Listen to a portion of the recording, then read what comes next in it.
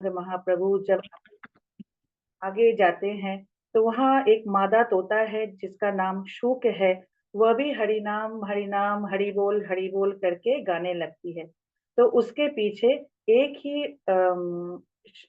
और भी जो नर और मादा तोते हैं वो भी एक साथ गाने लगते हैं और झूमने लगते हैं।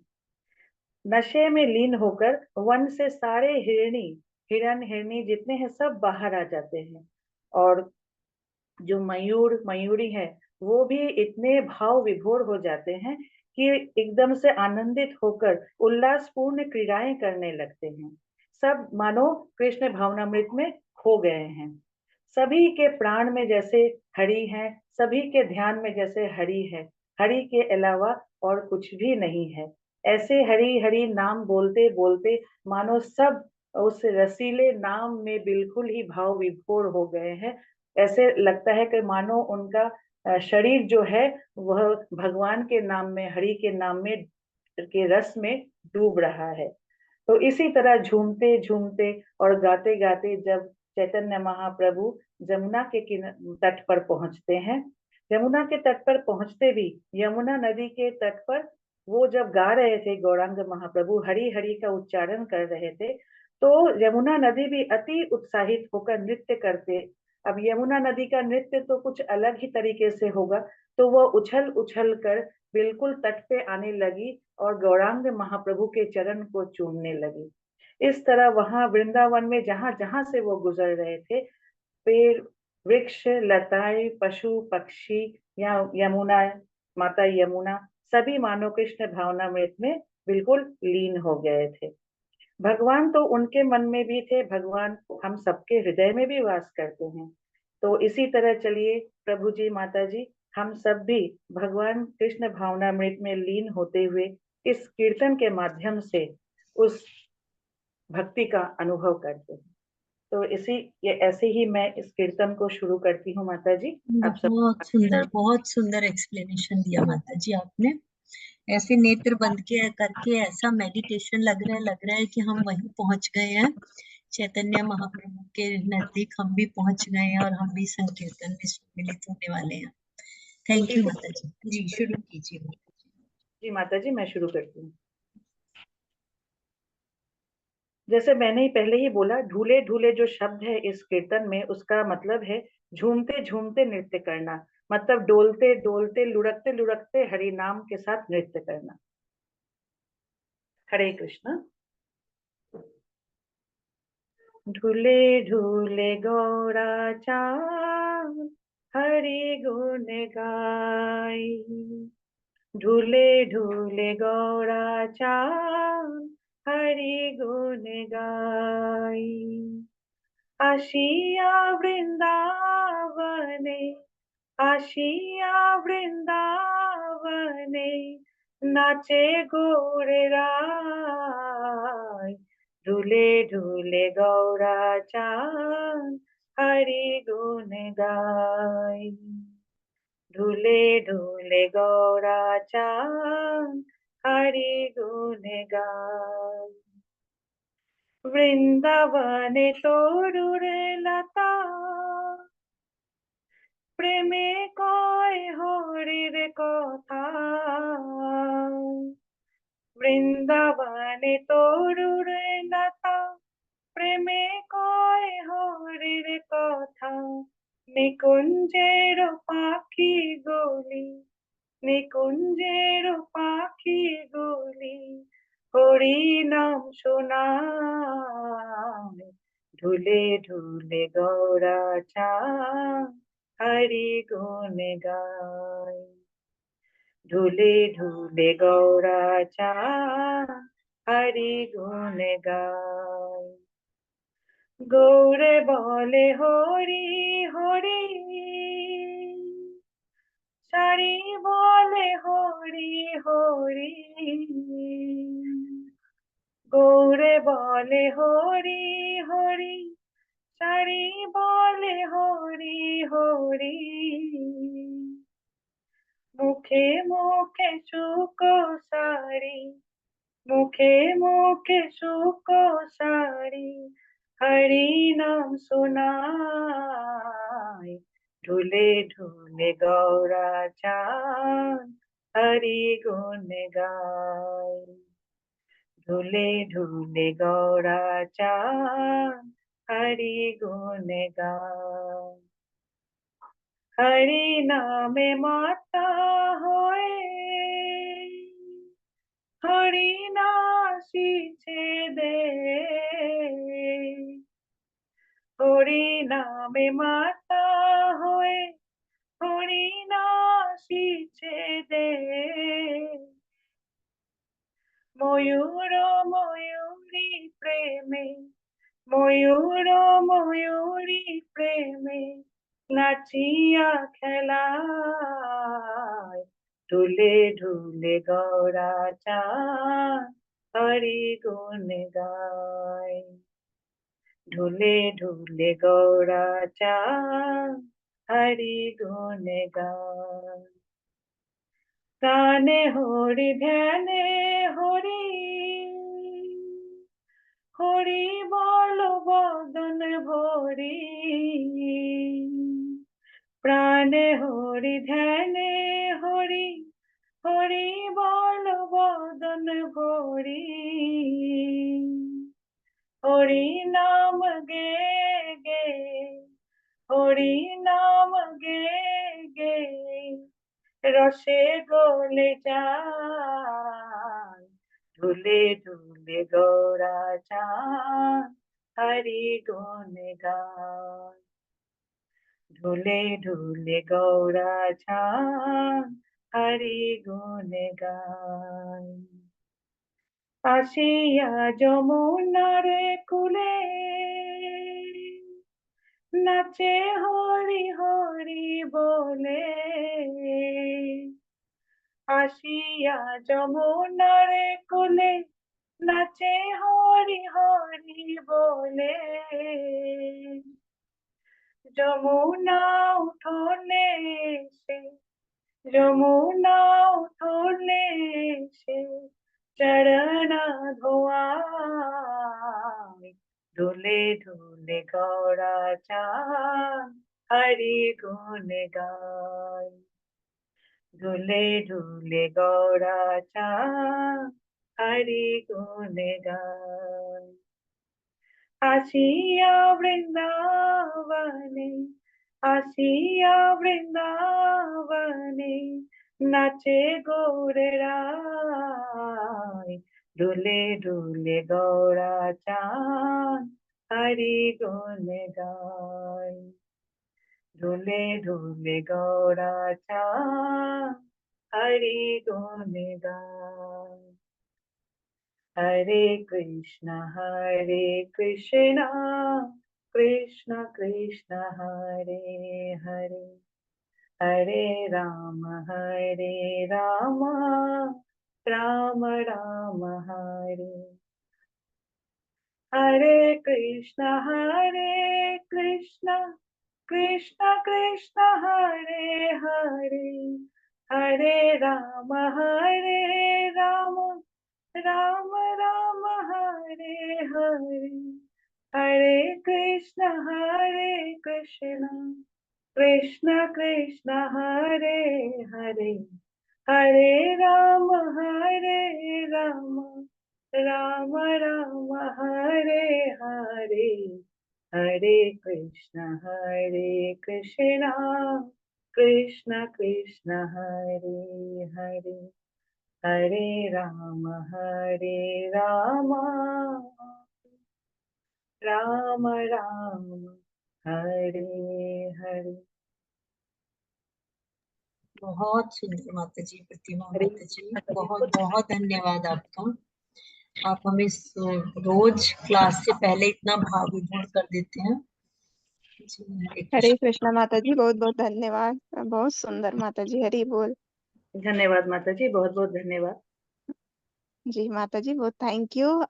माता जी, जयश्री माता जी का भी ले लें भजन जी माता जी जी माता जी जी। यस माता जी।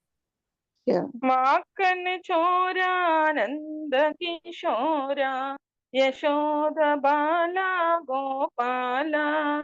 माखन चोरा नंद नंद किशोरा यशोद बाला गोपाला नंद मुकुंद श्याम गोविंद देवकी नंदन गोपाला नंद मुकुंद श्याम गोविंद देवकी नंदन गोपाला नंद लाला ही नंद लाला नंद लाला ही गोपाला नंद लाला ही नंद लाला नंद लाला ही गोपाला माखन चोरा नंद किशोरा यशोद बाला गोपाला नंद मुकुंद श्याम गोविंद देवकी नंदन गोपाला नंद लाला ही नंद लाला नंद लाला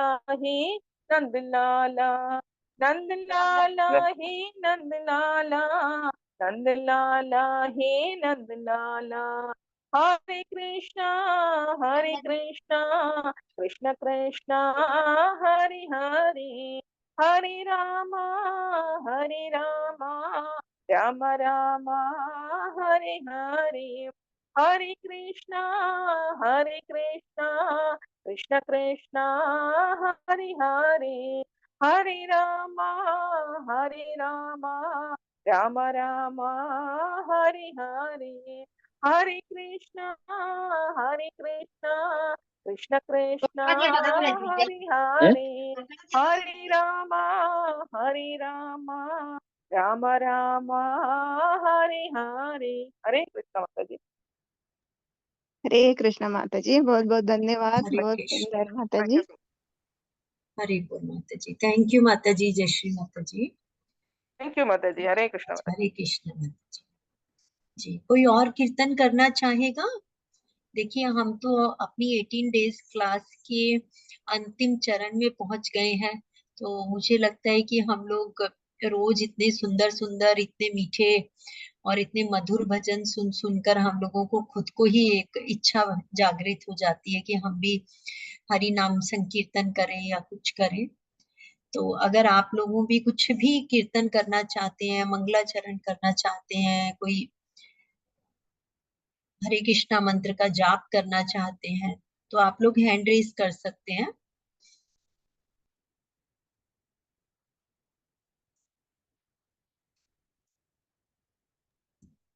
हरे कृष्णा माता जी, कोई करना चाहते हैं तो ठीक है, वरना अगर टाइम है तो क्या कर दूं मैं और एक?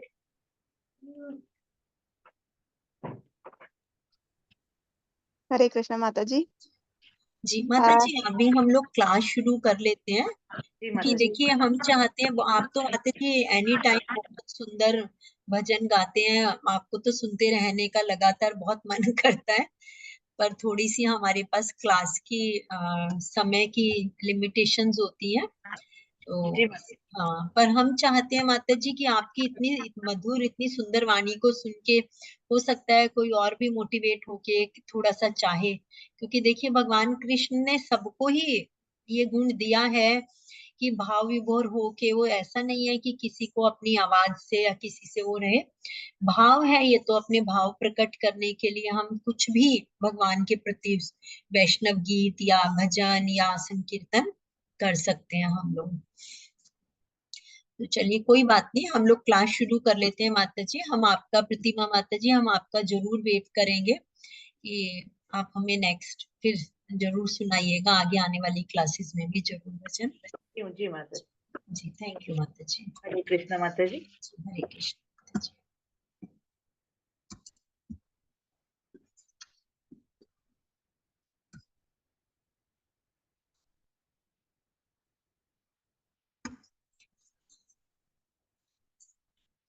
ॐ अज्ञानतिमिरान्धस्य ज्ञानाञ्जनशलाकया चक्षुरन्मिलितं येन तस्मै श्रीगुरवे नमः। श्रीचैतन्यमनोभीष्टं स्थापितं येन भूतले स्वयं रूपं कदा मह्यं ददाति सपदान्तिकम्। हे कृष्ण करुणा सिन्धु दीनबन्धु जगत्पते गोपेश गोपिका कान्ता राधा कान्ता नमोस्तुते। नमस्ते। तप्त कांचन गौरांगी राधे वृंदावनेश्वरी वृषभानुसुते देवी प्रणमामि हरिप्रिये। नमो विष्णुपादाय कृष्णपृष्ठाय भूतले श्रीमति भक्ति वेदांत स्वामिनी इति नामिनी। नमस्ते सरस्वती देवी गौरवाणी प्रचारिणी निर्विशेष शून्यवादी पाश्चात्य देश तारिणी। श्री कृष्ण चैतन्य प्रभु नित्यानंद श्री अद्वैत गदाधर शिवासादि गौर भक्त वृंद। हरे कृष्णा कृष्ण कृष्णा हरे हरे हरे राम राम राम हरे हरे। हरे कृष्णा। सभी को बहुत बहुत आपका सभी बहुत स्वागत कक्षा में। आज की कक्षा में हमारा अध्याय है 14 जिसका नाम है गुणत्रय विभाग योग अर्थात प्रकृति के 3 गुण। तो हमने कल का अध्याय था हमारा 13।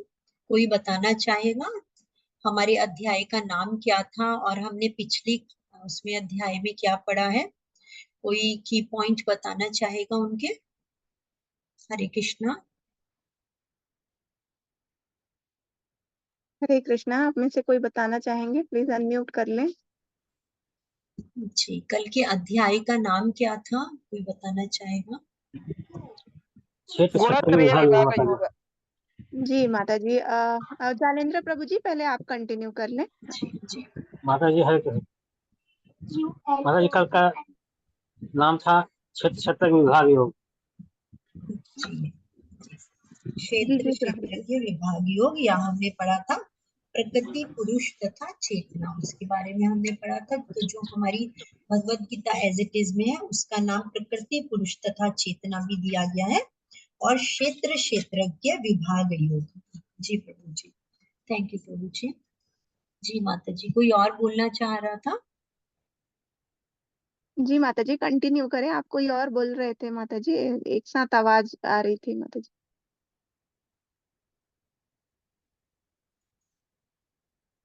हरे कृष्णा। बीना माता जी आप बताना चाहेंगे?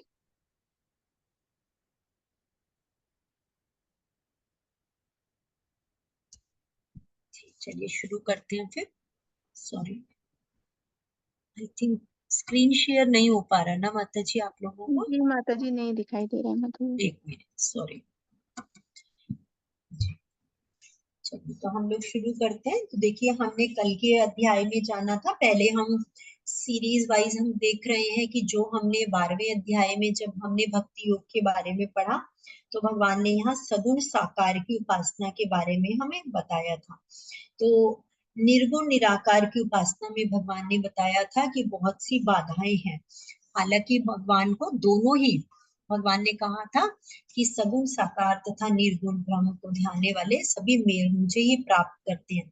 परंतु क्या है, जो निर्गुण निराकार की उपासना करते हैं उनको देहाभिमान होता है। तो उस देहाभिमान को दूर करने के लिए भगवान ने क्षेत्र क्षेत्रज्ञ का ज्ञान हमें बताना शुरू किया।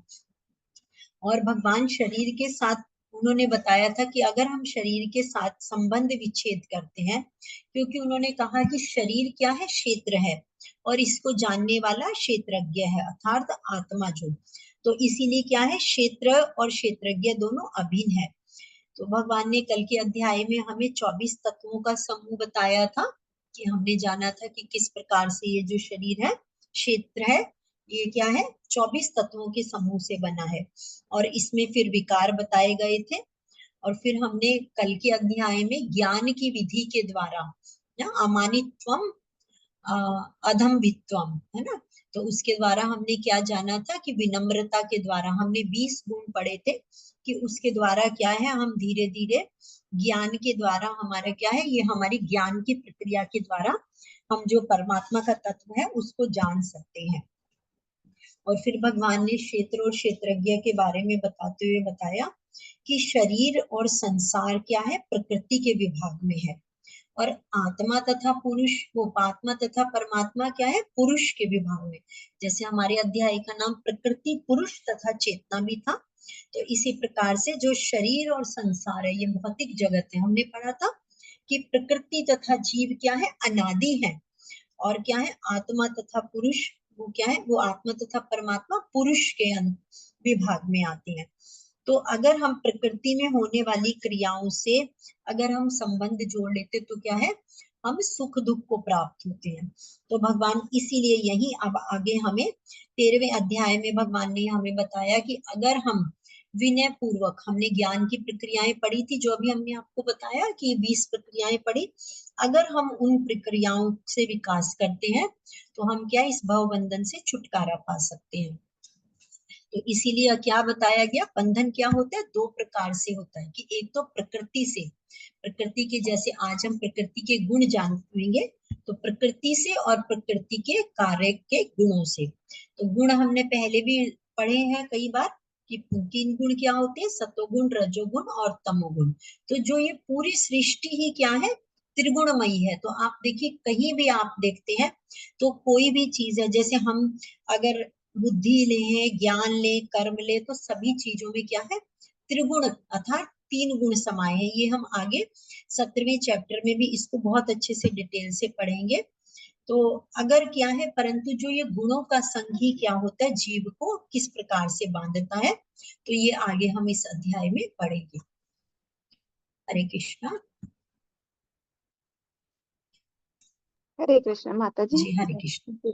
श्री भगवानुवाच परं भूय प्रवक्ष्यामि ज्ञानानां ज्ञानमुत्तमम् यज्ञात्वा मुनयः सर्वे परां सिद्धिमतो गताः। भगवान ने कहा कि अब मैं तुमसे समस्त ज्ञानों में सर्वश्रेष्ठ इस परम ज्ञान को पुनः कहूंगा, जिसे जान लेने पर समस्त मुनियों ने भी परम सिद्धि प्राप्त की है। देखिए, हम जान रहे हैं, जैसे अभी हमने आपको बताया कि भगवान क्या है, 13वें और 14वें अध्याय में क्या है, ज्ञान को पूर्ण विस्तार से बता रहे हैं।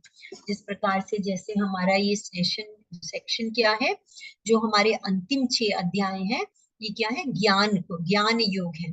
तो इस ज्ञान को जानने के बाद में हम क्या है, भक्ति में और पूरी तरह से प्रागढ़ हो सकते हैं। तो इसीलिए भगवान यहाँ बताते हैं कि मैं तुम्हें इस प्रकार का ज्ञान बताऊंगा, जिसको जानने के बाद में समस्त मुनियों ने भी, क्योंकि देखिए, जब हम क्षेत्र और क्षेत्रज्ञ विभाग का पूरा ज्ञान प्राप्त करते हैं, तो ये क्या है, लौकिक और अलौकिक हमें ज्ञान, लौकिक अर्थात क्या है, इस लोक में जो हम भौतिक जगत में और जो इस लोकों में है, और परलौकिक अर्थात आध्यात्मिक हम ज्ञान प्राप्त करते हैं। तो अगर हम ये ज्ञान को समझ लेते हैं तो क्या है, हम प्रकृति से अपना संबंध विच्छेद करके परमात्मा को प्राप्त कर सकते हैं। तो ये जो 14वां अध्याय है, भगवान यहाँ इसीलिए उसी ज्ञान को दोबारा बता रहे हैं और कह रहे हैं कि इसको प्राप्त करने के बाद क्या है, हम प्रकृति के 3 गुणों से क्या है, को पार करके और हम परम सिद्धि को प्राप्त कर सकते हैं। अब हमें श्रील प्रभुपाद जी इसके बारे में क्या समझाते हैं कि 7वें अध्याय से 12वें अध्याय तक श्री कृष्ण परम सत्य भगवान के विषय में विस्तार से बताते हैं। तो ये हमने जाना था, अर्थात भक्ति योग जो हमने पढ़ा कि 7वें से 12वें अध्याय तक हमने भक्ति योग अर्थात परम सत्य भगवान के विषय में भगवान ने बताया। अब भगवान यहाँ 13वें अध्याय से क्या है, स्वयं अर्जुन को आगे और ज्ञान दे रहे हैं। यदि कोई इस अध्याय को दार्शनिक चिंतन द्वारा भली भांति समझ ले तो उसे भक्ति का ज्ञान हो जाता है। दार्शनिक चिंतन था क्या, यहाँ सांख्य योग के द्वारा, देखिए कल का हमने आपको अध्याय बताया था ना कि ये क्षेत्र क्षेत्रज्ञ अध्याय क्या है, बहुत गूढ़ है। ये 13, 14 ये जो अध्याय है, स्पेशली 13वां अध्याय क्या गूढ़, क्योंकि इसमें हमें प्रकृति के हमारे जो हम 24 तत्वों से शरीर बना है हमारा, और किस प्रकार से हम भौतिक प्रकृति के उसमें आते हैं, तो ये हमारे ज्ञान के अध्याय हैं। अगर हम इनको 13वें अध्याय में बताया गया है कि अगर हम विनय पूर्वक ज्ञान का विकास करते हैं तो भवबंधन से छुटकारा पा सकते हैं। तो जैसे हमने 20 श्लोक पढ़े थे कि हमें विनम्रता, अहिंसा, गुरु की शरण में जाना, पवित्रता, इस प्रकार से जो हमने 20 गुण पढ़े थे, तो उसको हम धीरे धीरे उसका विकास करते हुए हम इस भवबंधन से छूट सकते हैं। और हमें यह भी बताया गया कि प्रकृति के गुणों की संगति के स्वरूप ही हमें क्या होता है, जीव इस भौतिक जगत से बद्ध हो जाता है। हमने पढ़ा था ना कि पुरुष प्रकृति स्थो ही भुंगते प्रकृति जान गुणान कारण गुण संगस्यो सद असद्यो योनि जन्मसु। अर्थात क्या है कि प्रकृति के 3 गुणों के कारण भोगता हुआ ही जीव क्या होता है, इस जो उसे अधम तथा उत्तम योनियां मिलती हैं। तो इसीलिए क्या है, वो इसमें भौतिक जगत में बद्ध किस लिए है, प्रकृति के गुणों के कारण। तो अब भगवान इस अध्याय में हमें बताएंगे कि प्रकृति के गुण कौन कौन से हैं और वो किस प्रकार से क्रिया करते हैं, अर्थात उनका क्या कार्य क्षेत्र है और वो हमें किस प्रकार बांधते हैं और किस प्रकार से हम उनसे मोक्ष प्रदान कर सकते हैं। तो इस अध्याय में जिस ज्ञान का प्रकाश दिया गया है उसे जो हमने पहले अध्याय पढ़े उनसे श्रेष्ठ बताया गया, क्योंकि इस ज्ञान को प्राप्त करने के बाद मुनियों ने भी सिद्धि प्राप्त की और वैकुंठ लोक को प्राप्त किया। अब भगवान उसी ज्ञान को हमें अच्छे ढंग से बताने जा रहे हैं।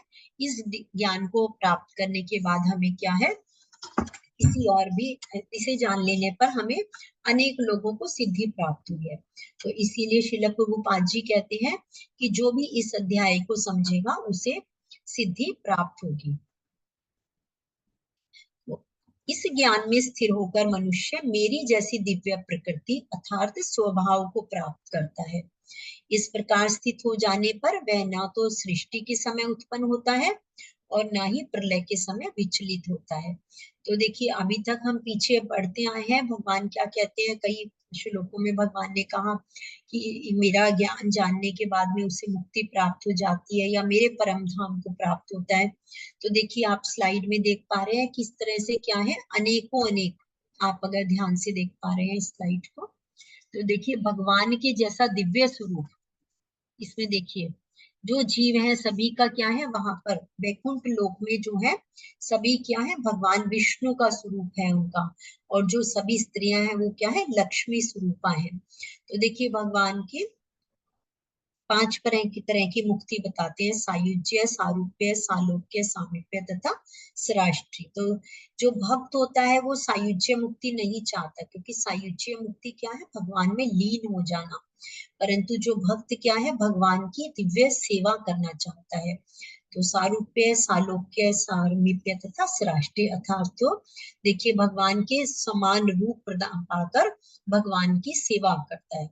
तो इस प्रकार से भगवान कहते हैं कि जो मेरे ज्ञान में स्थिर होकर मेरी जैसी दिव्य प्रकृति अर्थात स्वभाव को प्राप्त करते हैं, जो भगवान का शुद्ध भक्त होता है वो क्या है, और इस प्रकार वह स्थित हो जाने पर ना तो सृष्टि के समय उत्पन्न होता है और ना ही प्रलय के समय विचलित होता है, क्योंकि देखिए वो क्या है, भगवान के गोलोक धाम में शाश्वत जो है वह धाम वहां पर विराजित होता है। तो इसीलिए ना वो जब सृष्टि उत्पन्न होती है तो वो उत्पन्न होता है और ना ही जब प्रलय होती है तो उस समय वो विचलित होता है।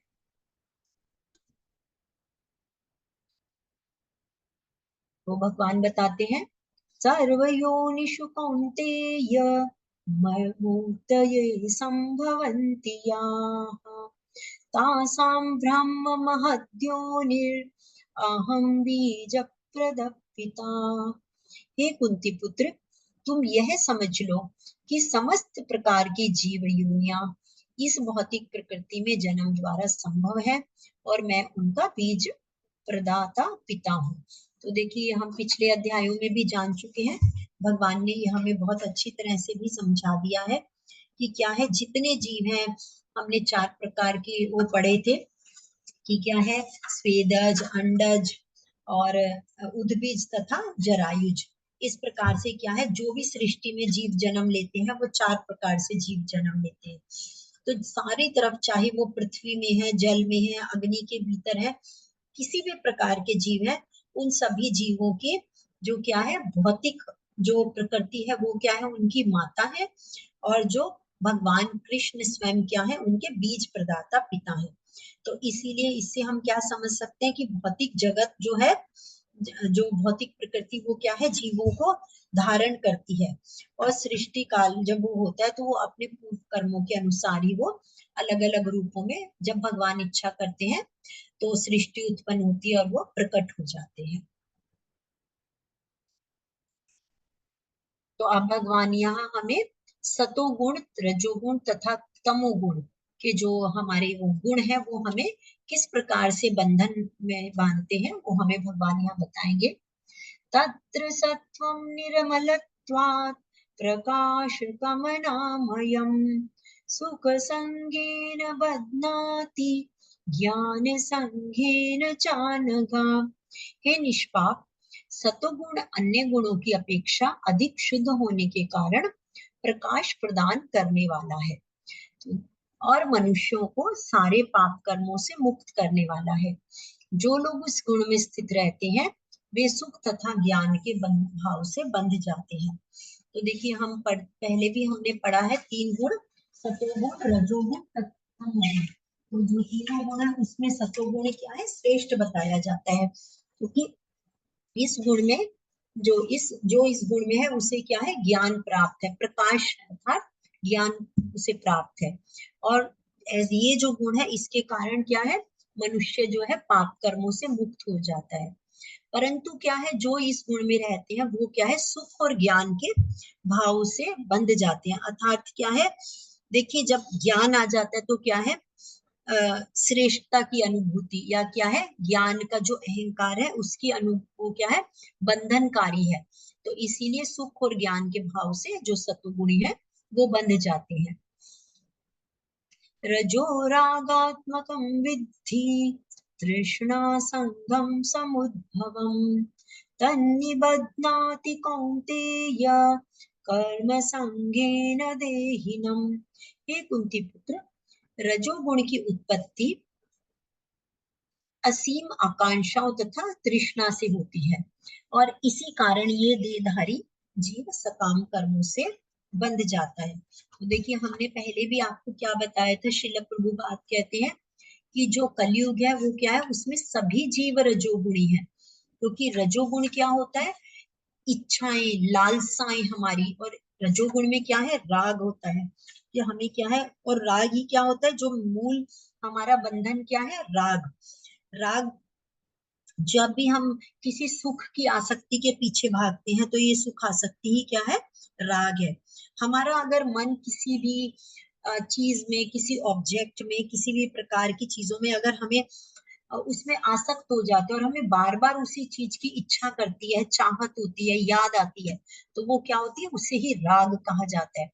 तो ये क्या है, रजोगुण की उत्पत्ति क्या होती है, जब हमारी असीम अर्थात अनलिमिटेड हमारी जो डिजायर्स है, तो वो हमारी जो भौतिक जगत की जो हमारी मटेरियलिस्टिक डिजायर है वो क्या है, रजोगुण की उत्पत्ति उन्हीं से ही होती है।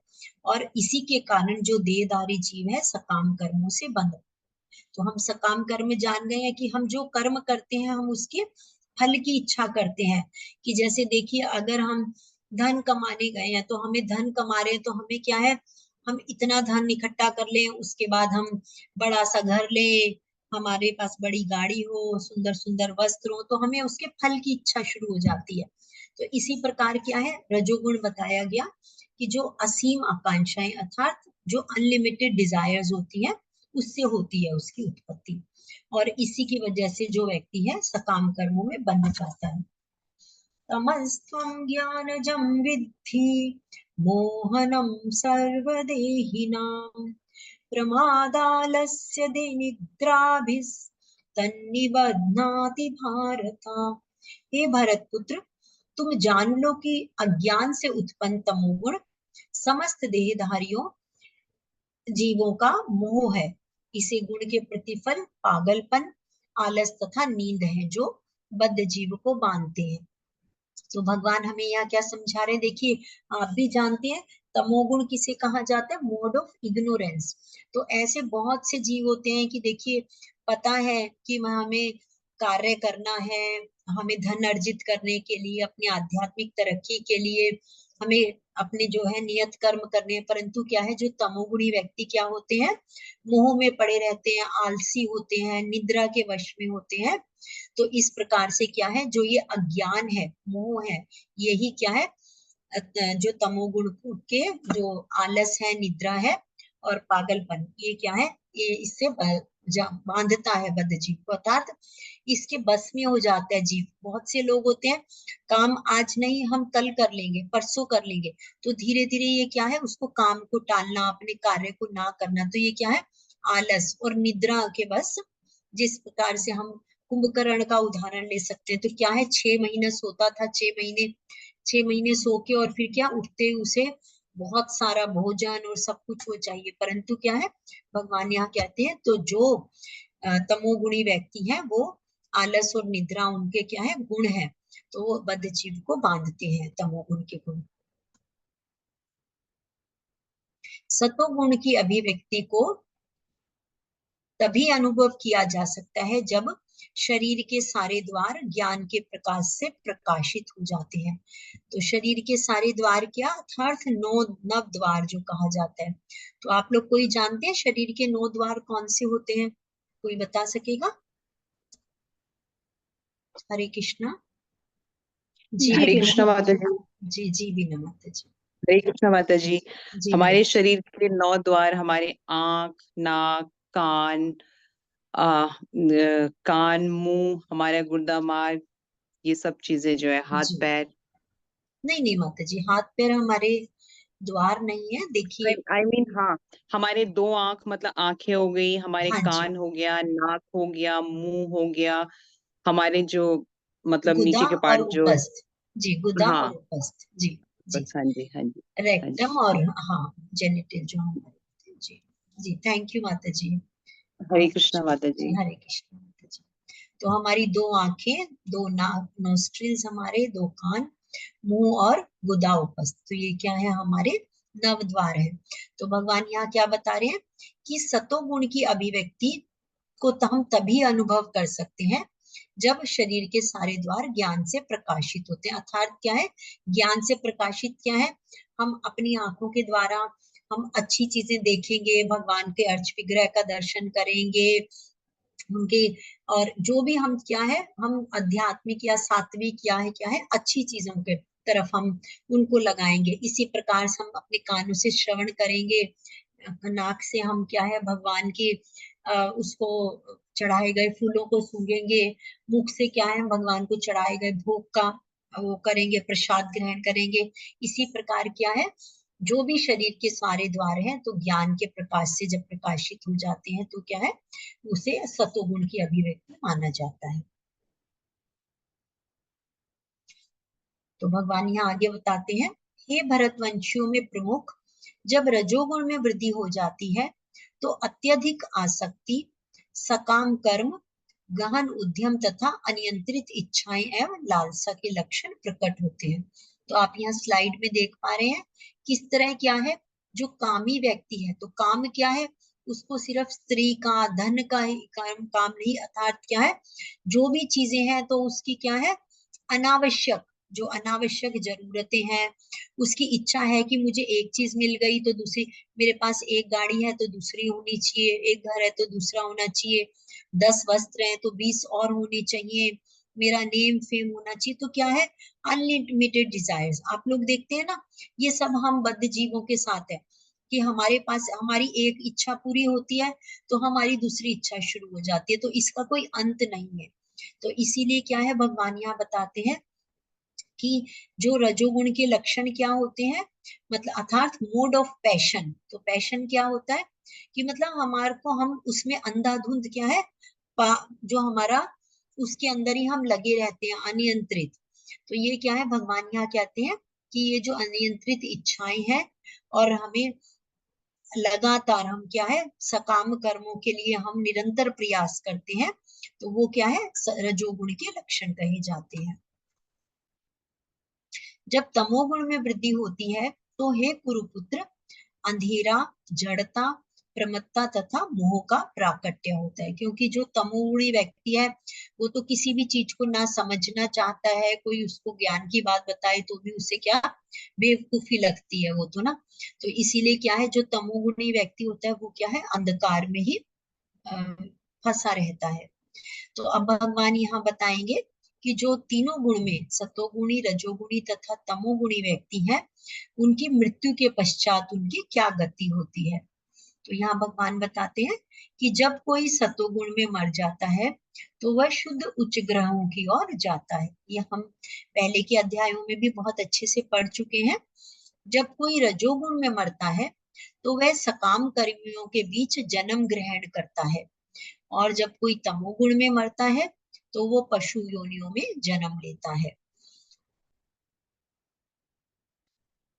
कर्मणः सुकृतस्याहुः सात्विकं निर्मलं फलम् रजस्तु फलं दुःखम् अज्ञानं तमसः फलम्। पुण्य कर्म का फल शुद्ध होता है और सात्विक कहलाता है, लेकिन रजोगुण में संपन्न कर्म का फल दुख होता है, और तमोगुण में किए गए कर्म मूर्खता में प्रतिफलित होते हैं। तो यहाँ भगवान क्या है, हमारे कर्म फल बता रहे हैं कि जिस प्रकार के हम कर्म करते हैं, हमने पहले भी पढ़ा ना कि जैसे हम कर्म करते हैं वैसे ही हमें फल प्राप्त होता है। तो भगवान यहाँ बताते हैं कि जब हम कोई पुण्य कर्म फल करते हैं तो उसका फल क्या होता है, शुद्ध होता है, अर्थात सात्विक होता है। और लेकिन जो रजोगुण में अगर हम कार्य करते हैं तो उसका फल दुख होता है। क्योंकि देखिए, ये हम कैसे समझ सकते हैं कि हमने कार्य किया परंतु कार्य के बाद हमारी इच्छाएं तो पूरी नहीं हुई, हम निरंतर प्रयास में ही लगे रहे हैं, एक के बाद एक कार्य, परंतु हमें हमें उससे सुख या शांति की अनुभूति नहीं होती है। और इसी प्रकार जो तमोगुण में कर्म किया जाता है वो मूर्खता में फलित होता है। तो यहाँ आप लोग स्लाइड में देख पा रहे हैं किस तरह से, देखिए सात्विक सतोगुण से क्या है, वास्तविक ज्ञान उत्पन्न होता है, और रजोगुण से लोभ उत्पन्न होता है, और तमोगुण से अज्ञान तथा प्रमाद और मोह उत्पन्न होता है। तो देखिए आप यहाँ एक्सप्रेशन से भी समझ पा रहे होंगे कि हमारे मोड ऑफ गुडनेस का क्या है। अगर जो मोड ऑफ गुडनेस अर्थात सतोगुणी व्यक्ति क्या होता है, हमेशा प्रसन्न उसमें रहेगा क्योंकि उसे ज्ञान प्राप्त हुआ है। और जो रजोगुणी व्यक्ति है वो क्या है, हमेशा क्या है, लालसा में, लोभ में, इच्छाओं में, कामनाओं में गिरा रहेगा एक के बाद एक। और इसी प्रकार से जो तमोगुणी व्यक्ति है वो क्या है, हमेशा अज्ञान और मोह इसमें ही उससे ही उत्पन्न होता है। तो भगवान यहाँ आगे बताते हैं,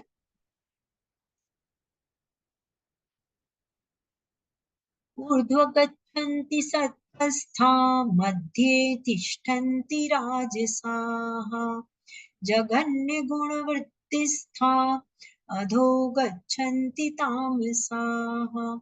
सतोगुणी व्यक्ति क्रमशः उच्च लोकों को ऊपर जाते हैं और रजोगुणी इसी पृथ्वी लोक में रह जाते हैं, और जो अत्यंत कर ग्रहित तमोगुणी होते हैं वो क्या है, निचले लोकों में गिर जाते हैं।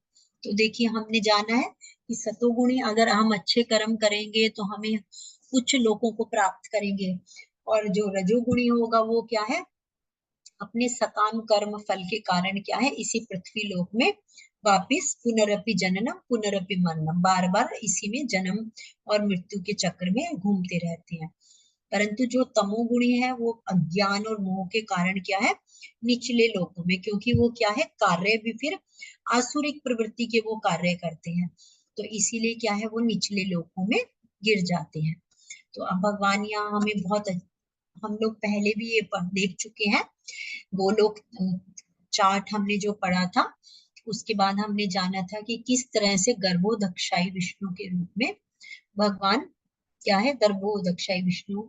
ये देखिए आप लोग देख पा रहे हैं, ये है one universe among unlimited material universe. तो हमने जाना था जब भगवान सृष्टि की रचना करते हैं क्या है, अनेक ब्रह्मांड उत्पन्न होते हैं, और अनेक ब्रह्मांड में से एक वो ब्रह्मांड है जिसमें कि हम जीव,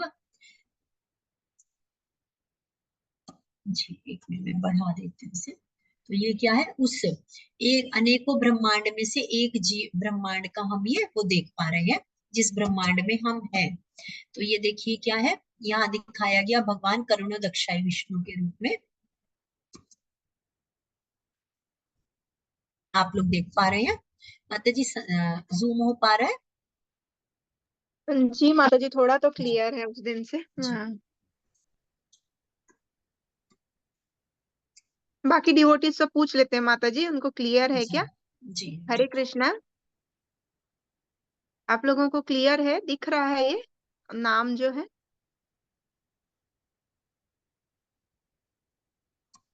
जी देखिए, देखिए किस तरह से हमें बहुत अच्छे से समझाया गया है कि देखिए हमने जैसे जाना था कि हमारे क्या है, 5 महाभूत होते हैं, earth, water, fire, air and earth. और ये क्या है, ये हमारे स्थूल तत्व हैं, क्रॉस जो हमारी वो है, ठीक है ना। और फिर false ego, intelligence, mind, intelligence and false ego, अर्थात मन, बुद्धि, अहंकार, ये हमारी क्या है, सूक्ष्म अभिव्यक्ति है। तो और इसी प्रकार से आप लोग देखिए यहाँ करुणोदक्षाई विष्णु के रूप में भगवान जब प्रकृति का जब भगवान सृष्टि का सर्जन करते हैं तो क्या है, भगवान कृष्ण करुणोदक्षाई अर्थात महाविष्णु के रूप में भगवान अपना विस्तार करते हैं। और यहाँ करुणोदक्षाई विष्णु के रूप में भगवान है। और गर्भोदक्षाई विष्णु जो लॉर्ड ब्रह्मा जिनसे उत्पन्न होते हैं। तो देखिए गर्भोदक्षाई विष्णु के रूप में ब्रह्मांड में भगवान क्षीर सागर में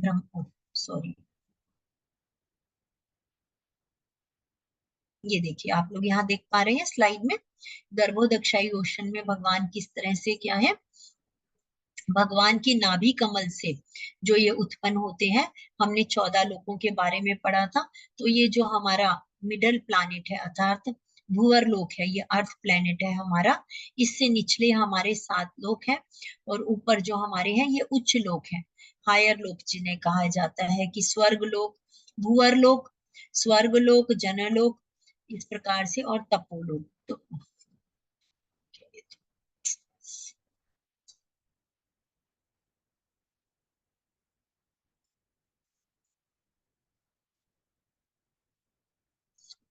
ठीक है ना। तो ये देखिए यहाँ बताया गया कि किस प्रकार से, ये देखिए जो दुर्गा देवी क्या है, ये हलादनी शक्ति अर्थात भगवान कृष्ण की ही भगवान राधा रानी की हलादनी शक्ति की ही क्या है, शेडो अर्थात उन्हीं की माया, जो हम जिसे कहते हैं माया देवी है, वो क्या है। और ये जो भौतिक जगत की देवी,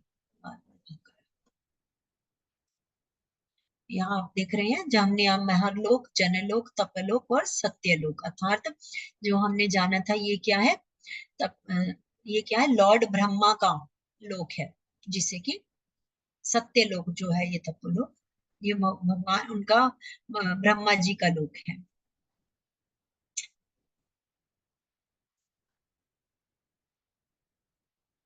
तो भगवान जब इच्छा करते हैं तो लॉर्ड शिवा और लॉर्ड दुर्गा के द्वारा यहाँ पर जो है सृष्टि की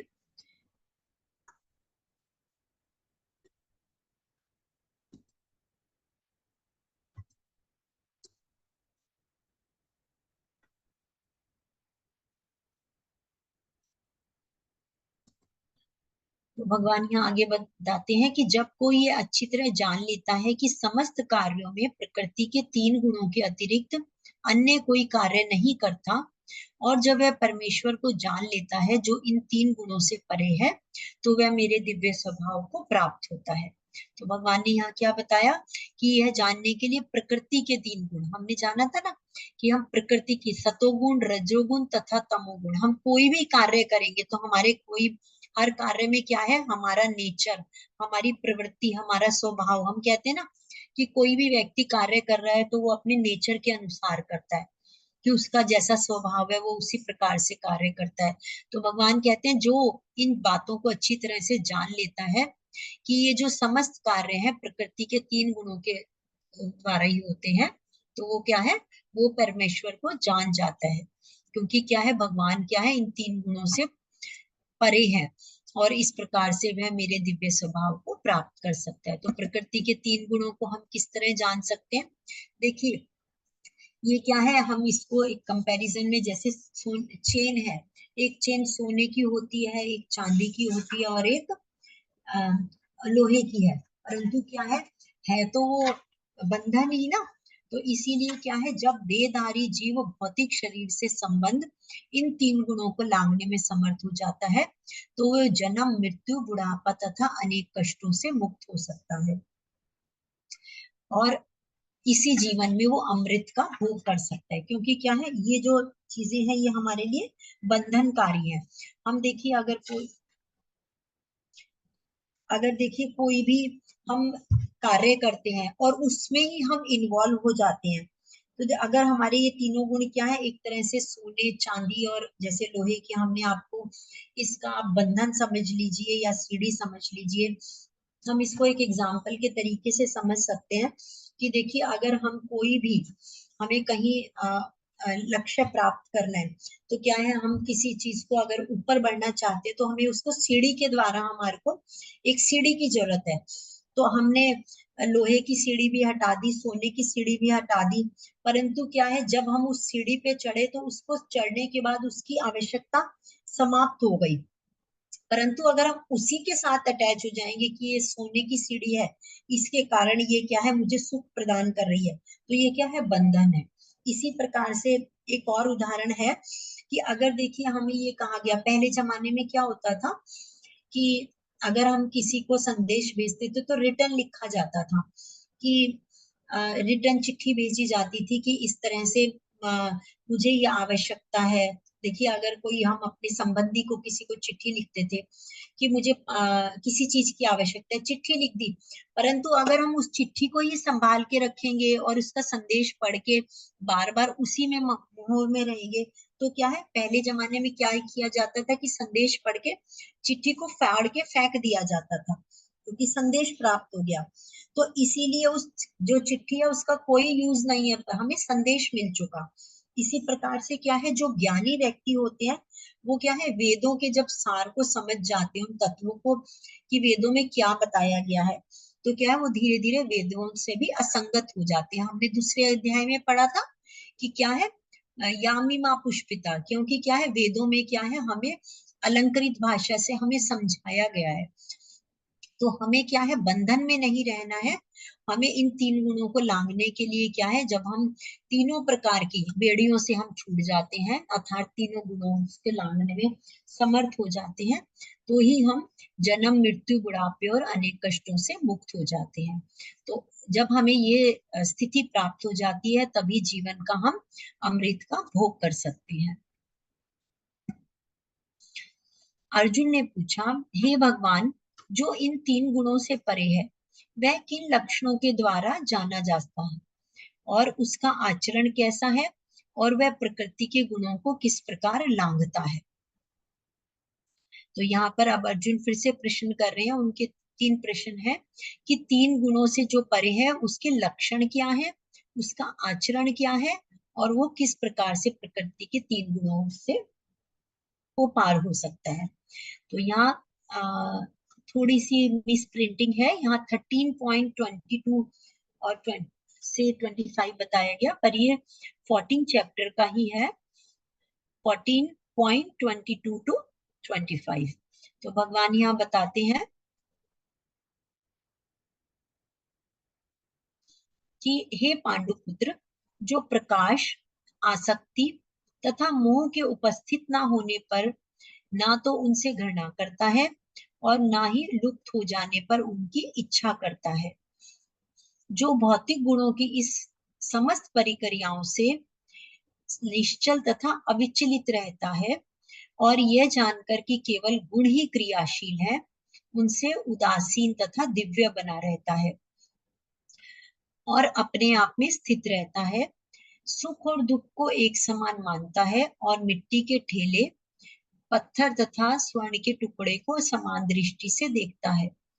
तो देखिए, पहले हम इतना समझ लेते हैं, भगवान यहाँ क्या बता रहे हैं कि जो कोई भी परिस्थिति हो, चाहे वो प्रकाश हो चाहे मोह हो, परंतु क्या है, ना तो वो उससे घृणा करता है और ना ही उसकी इच्छा करता है। तो अर्थात क्या है, समभाव है, चाहे प्रकाश है या अंधकार है, परंतु वो क्या है, उससे सम है, उसकी ना तो वो उससे घृणा करेगा और ना ही उसकी इच्छा प्राप्त होगी उसे।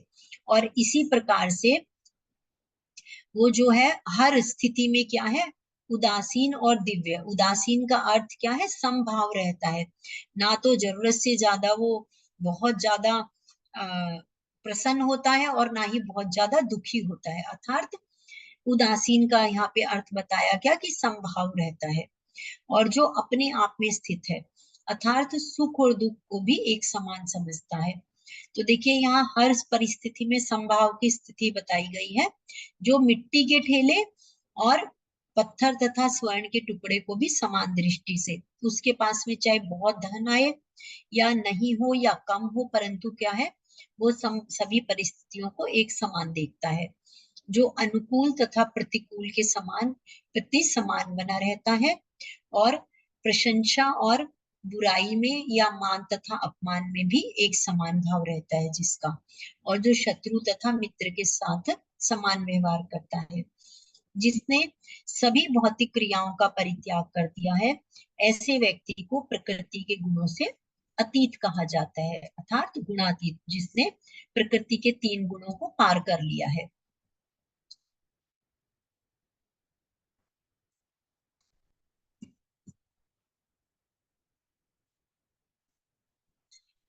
मां च यो व्यभिचारेण भक्ति योगेन सेवते सगुणान् समतीत्यैतान् ब्रह्म भूयाय कल्पते।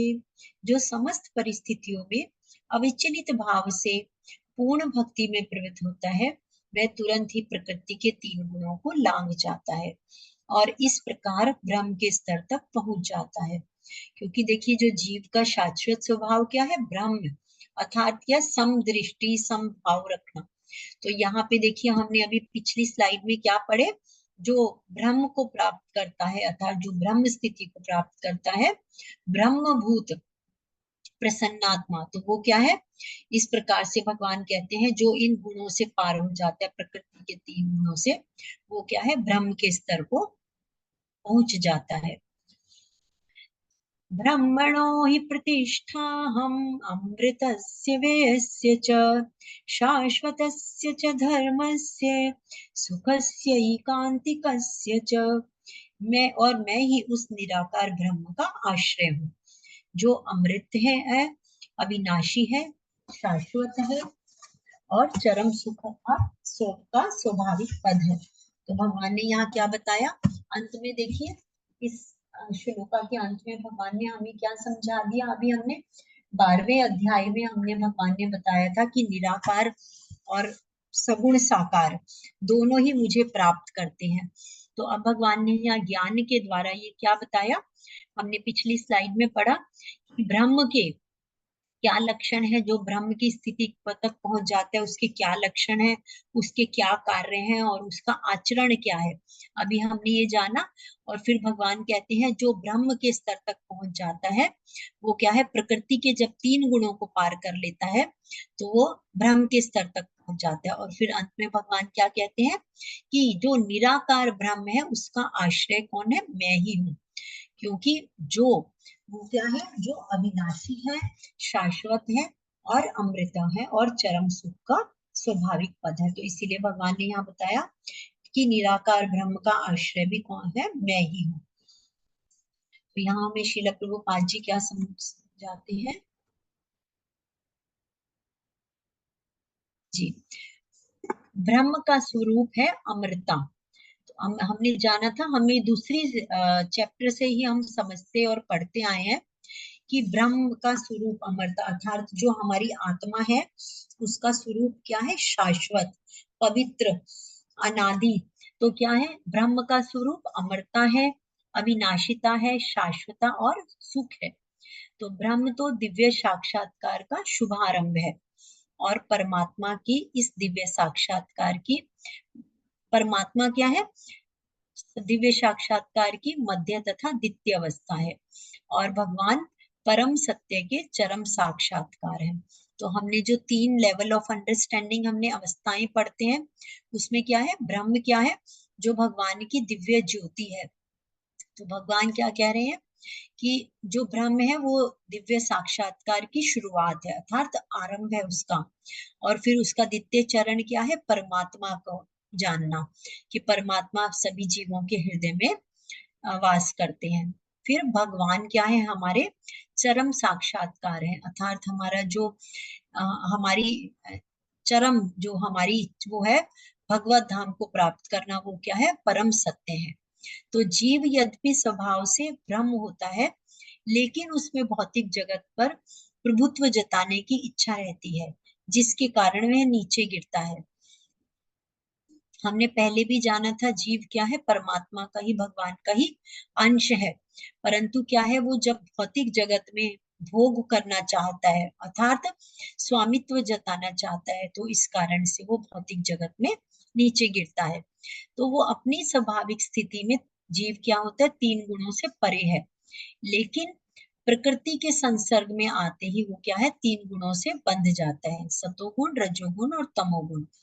परंतु अगर हम इस भौतिक जगत में रहते हुए भी इन 3 गुणों के संसर्ग में अगर हम भगवान को शरणागत होते हैं, और जिस प्रकार से हमने ये पढ़ा, गुण पढ़े, अगर हम धीरे धीरे प्रैक्टिस के द्वारा शुद्ध सत्व तक पहुंचते हैं, तो क्या है, परमात्मा को प्राप्त करते हैं।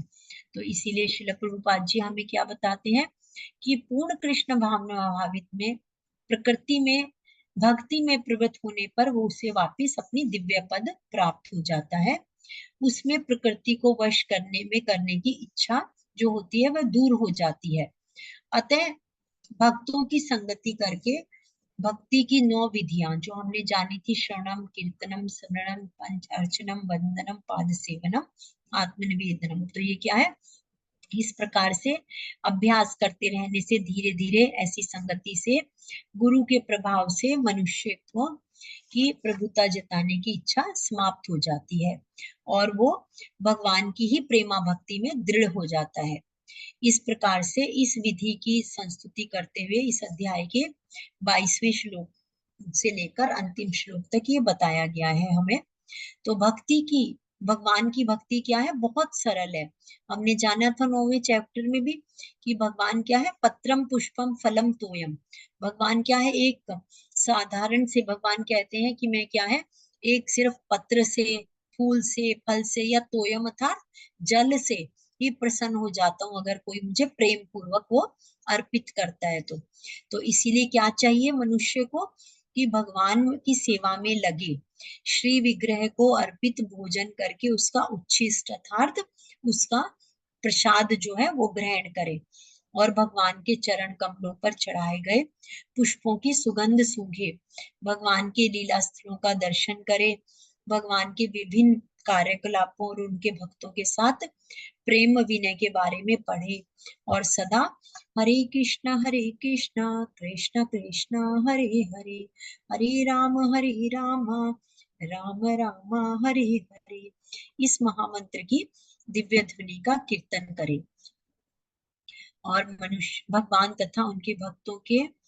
आविर्भाव तथा तिरोधान को मनाने वाले दिनों में उपवास करे। ऐसा करने से मनुष्य समस्त भौतिक गतिविधियों से विरक्त हो जाता है। इस प्रकार जो व्यक्ति अपने को ब्रह्म ज्योति या ब्रह्म बोध के विभिन्न प्रकारों में स्थित करता है, वह गुणात्मक रूप से भगवान के तुल्य हो जाता है। तो ये हमने पहले भी जाना कि हम क्या, जीव क्या है,